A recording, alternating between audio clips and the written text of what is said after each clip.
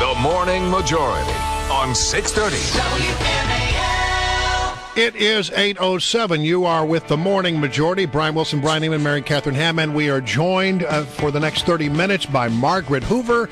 You've seen her on The O'Reilly Show. You see her on the Fox News Channel. She's written a new book called American Individualism, How a New Generation of Conservatives Can Save the Republican Party. Margaret, it's good to have you here. It is so fun to be here this morning. Thanks for the American Girl music. Tell us about that book. So my book is, I worked in the Bush administration and I'm a Republican, and I've noticed over time there's been a shift in young people voting for the Republican Party to a shift in them voting overwhelmingly for Democrats. And this was really sealed the deal with the Obama administration. You know, Barack Obama won the election by 10 million raw votes, but in the age cohort of 30 and unders, he won by 8 million votes, which is, you know, just to put the underline on, we all have heard the 2-to-1. But it really made a huge difference. And it turns out the generational voting cycles, in terms of partisan identity solidify like cement over time. And by the third presidential election cycle, if they voted for the same party 3 times, they're probably going to vote in that party the rest of their lives. They voted for Kerry in 2004. They voted for Obama in 2008. I think Republicans have, based on what the experts tell us, 16 months to make significant inroads if we're going to connect with this generation. And I think we have a real opportunity here. I think Barack Obama has let them down. There are signs that they're disappointed, and I think we ought to capitalize on it. My book is a roadmap on how to do that. And how do we do that? Well, short, we haven't got time. There's so many ways. There's all these different chapters, but I would say for the issue of the day, spending, the key is to talk about it in terms of generational theft. Every dollar that Barack Obama and his administration have spent in the last 3 years is a dollar these millennials, the 30 and unders, if you are 30 and under, you are going to have to pay back every single one of those dollars yourself in the future in the form of higher taxes or a worse economy or both. Well, go ahead. Sorry, no, I was just going to ask you, a lot of polling shows and somewhat surprising liberal pollsters, including at Harvard, where they did the youth poll at the Policy Institute there, and found that young people actually said, a majority of them said they would rather reduce the deficit than if it even meant the cost of the economic recovery. That it was such a big deal that they were willing to trade, and it seems to me that message gets lost. Republicans are not able to communicate that they're the ones trying to help with this. And look, Mary Catherine, you're right in terms of, it's very tough to compete with the bully pulpit of the presidency. Right? I think Ronald Reagan was one of our most successful communicators, partly because he had the bully pulpit of the presidency, and he was able to go around the media and talk directly to the American people. Paul Ryan and John Boehner have press conferences, and no one even knows. Meanwhile, Barack Obama is having a press conference, everyone cuts away. So it's difficult to penetrate and to break through. But I think in the 12 cycle, you know, Republicans are going to get a chance, and they're going to get a chance to make their case. And I think it's important that we make the case in a way that's going to resonate with millennials, and that means, look, 55% of them still like Barack Obama personally. That is, however, an 18 percentage point drop since January of 2009. So we need to make the case in a way that doesn't personalize it with Obama, but offers pragmatic alternatives.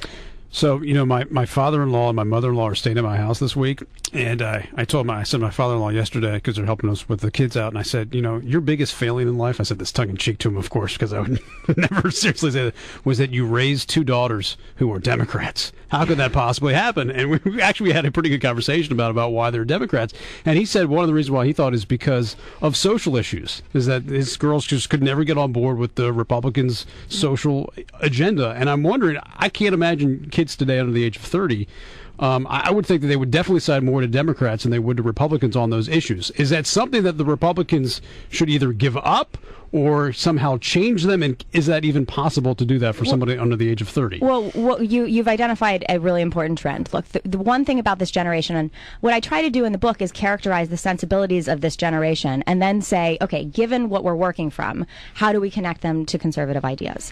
And one of the things about this generation is they're pragmatic, not ideological. So they are not necessarily, and Mary Catherine will have to talk different numbers, but there's a lot of numbers that show they are not for taking on more debt, expanding the safety net, if it means they're going to have to pay more in the future. And there's some good Pew research that shows that. On the other hand, Pew calls them the most liberal generation ever, but they're not actually liberal in terms of big government liberalism, but in terms of social values, they are. They're the only generation where the majority of 30 and under are in favor of same-sex marriage, and they have the least traditional family structure. I mean, they haven't necessarily grown up with a male breadwinner and a female caretaker. So, look, times have changed a little bit, and I think the key for Republicans in this election is to focus on fiscal issues. I think we focus on fiscal issues, and we have to, as a coalition. The coalition, conservative coalition, is it's like a big family around a dinner table at Thanksgiving. There's all different kinds of people. There's neocons and paleocons, there's social conservatives and religious, and we have to all get along. We have to be unified on a common purpose if we're going to win elections. The coalition has to be unified about what it agrees upon and move forward in the same direction rather than infighting. Margaret Hoover is going to be with us through the first half hour until about 8:30, and if you would have something you'd like to ask Margaret, you can call us at 1-888-630-WMAL. That's 1-630-9625, or text the word feedback to 68683. Okay, I just have to say this. In this room we have now two happening women who also happen to be able to stand their ground on the O'Reilly factor. How do you do that, Margaret? I take lessons from Mary Catherine. Give us the trade secrets all the time. Give us the everybody always asks me, what's Bill O'Reilly like? And I really didn't know Bill that well because he was in New York and I was in D.C. when I worked at Fox.